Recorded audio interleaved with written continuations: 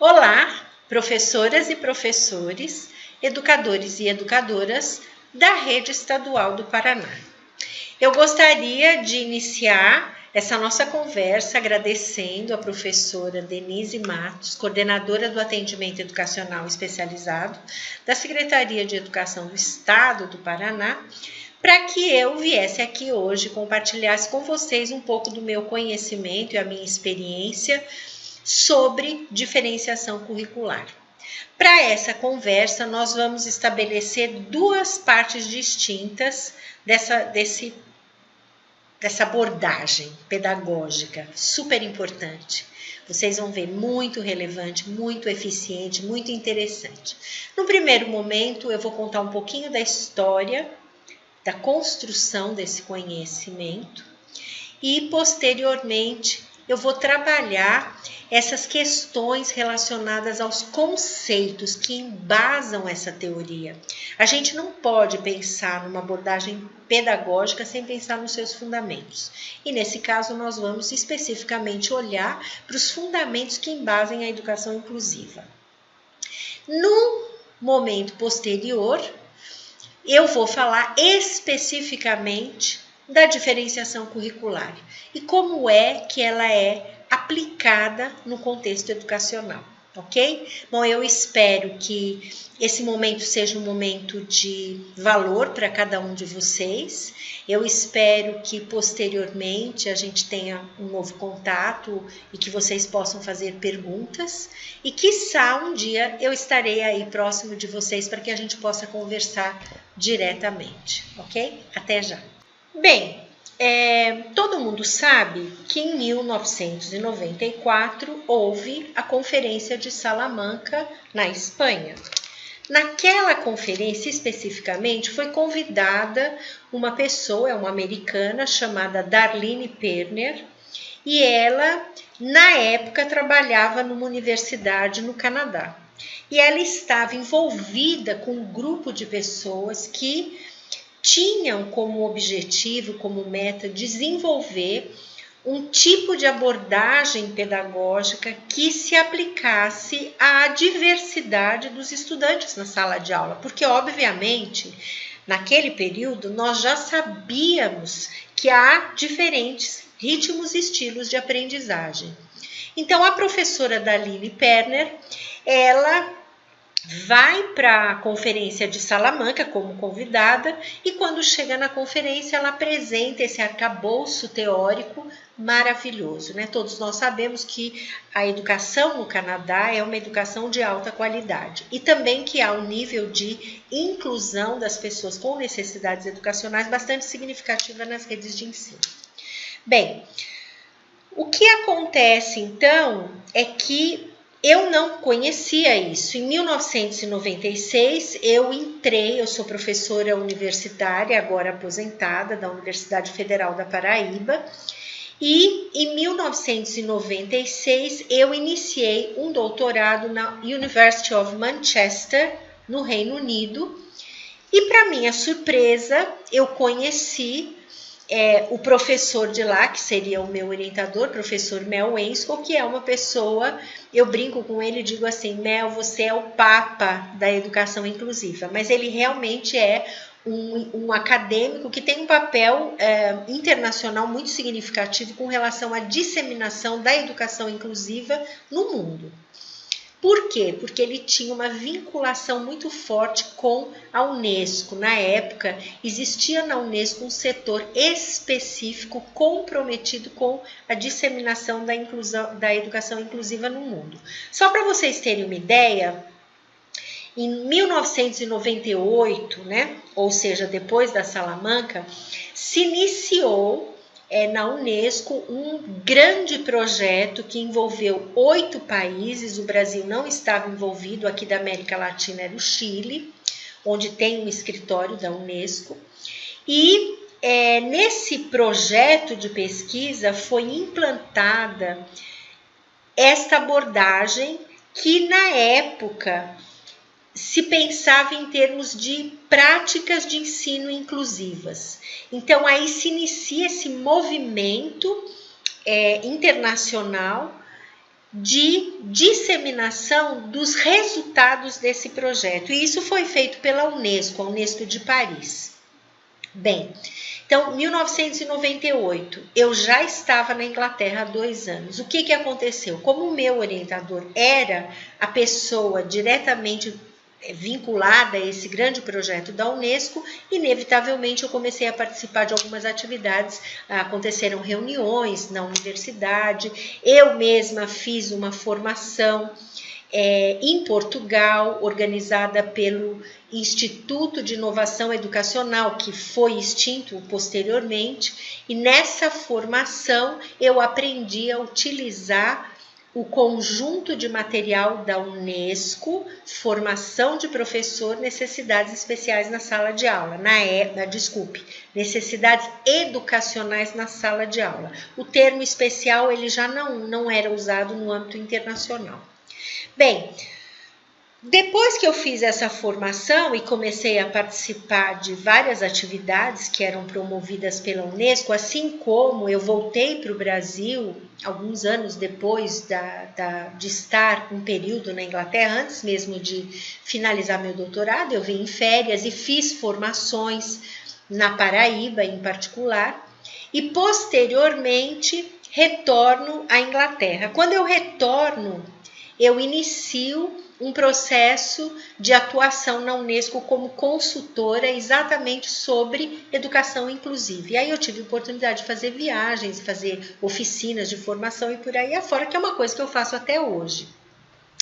Mas o que isso tem a ver com a diferenciação curricular? Em 2003, a Unesco de Paris, ela resolve fazer o quê? Ela resolve pegar todo esse conhecimento que já existia a partir do projeto Conjunto de Materiais da Unesco para formação de professores e para trabalhar com necessidades educacionais na sala de aula, associar esta experiência, este conhecimento já produzido, então, a exatamente a concepção de diferenciação curricular, exatamente para poder abranger a sala de aula como um todo, mas utilizando novas abordagens curriculares, que na verdade só enriquecem esse primeiro momento lançado pela Unesco.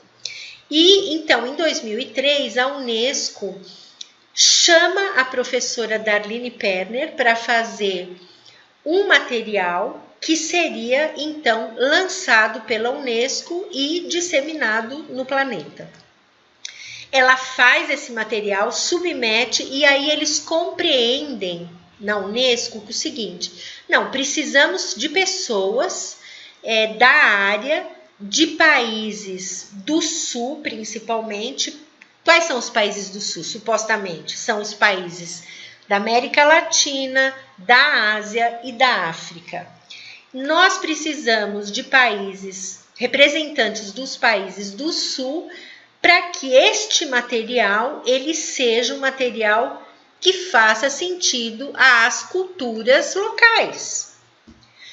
Então, o que acontece é que eu recebo esse material em casa para fazer uma leitura, faço uma análise, comentários e tal, assim como outras colegas. Uma colega da Índia chamada Anupam Arora, uma colega da África do Sul, Mari Schumann, e nessa época na Unesco já tinha uma outra pessoa da Finlândia que fazia a coordenação desse trabalho, Saiva Irinem, e aí nós fomos convidadas para ir então a Paris, foi uma experiência muito legal, para juntas reescrevermos este material. Então, esse material é publicado em 2004.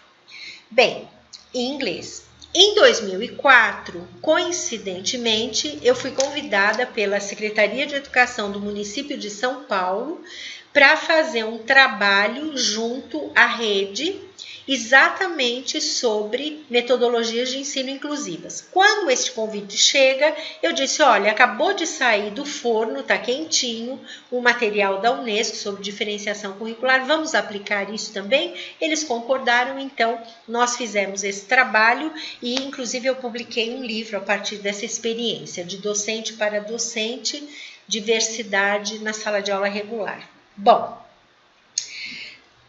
feito isso, os anos vão passando, as coisas vão rolando e você, obviamente, vai aprendendo mais. Eu fui cada vez mais juntando esses dois materiais da Unesco e fui ganhando mais experiência e fui fazendo inúmeros workshops, até que um belo dia, também coincidentemente, eu encontrei com a professora Cláudia Dutra e a professora Cláudia Griboski. Na época, ela era secretária da Educação Especial e era a diretora do Departamento de Políticas Públicas do Ministério da Educação, num evento organizado pela Unesco no Chile, em Santiago do Chile. E quando nós nos encontramos, ela fica sabendo que eu tenho experiência exatamente nesse material da Unesco e ela me convida para coordenar o projeto nacional Educação Inclusiva na sala de aula, usando o quê? O material de formação de professores que foi adaptado para a América Latina e especificamente para o Brasil, que se chamava Educar na Diversidade. Eu tenho certeza que muitas de vocês tiveram a oportunidade de fazer a formação para utilizar o Educar na Diversidade, porque uma das formações aconteceu exatamente em Curitiba. Bem, na verdade, 2 formações em Curitiba. Isso tudo me deu, assim, muita experiência e eu sempre tive muita vontade de que mais e mais e mais pessoas tivessem acesso a esse conhecimento.